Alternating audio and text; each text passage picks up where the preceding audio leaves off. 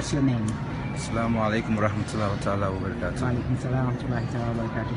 My name is Mouhamed Bilal Kabir Cisse. And where are you from? I'm originated from Detroit, Michigan. Okay, and what's your connection with Medina Bay? Medina Bay. Yeah. My connection with Medina Bay. First time I went to Medina Bay, I was 7 months old. 7 months old, okay. To Yalla House.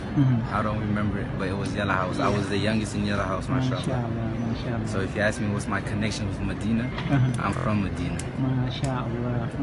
I'm from Medina. MashaAllah.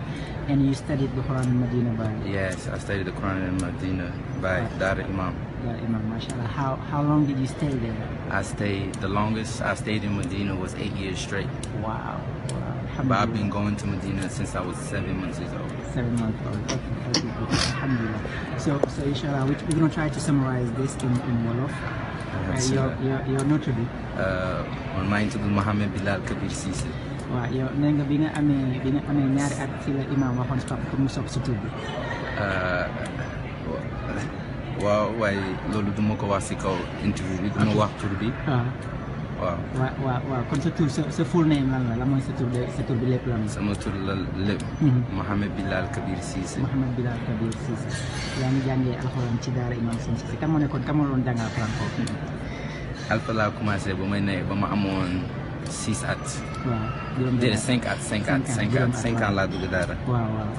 daara alfa si suuf. ok foofu laa jàngee ba ñu tijji internat bi si kaw. waaw. internat bi nga ko tijjee si kaw bëgg naa wax fukk ak juróom personnes yi si jëkk bokk. waaw. si laa bokkoon. MashaAllah. foofu nga jàngal alxuraan ba wàcc après nga dellusiwaat Amérique. waaw. lan nga fàttaliku ci imam Assane Cisse. imam Assane Cisse du ma fàttaliku si moom daal su ma ko naroon nettali ni guddi gi mën neen jël guddi bi yëpp. wallaahi azim lu mën a wax si moom. jiite man bu mag la woon. waaw mënuñ kaa sant mënuñ kaa gërëm ba mu doy wax dëgg yàlla. lu mu def fii Amérique moom. du fi mus a amaat.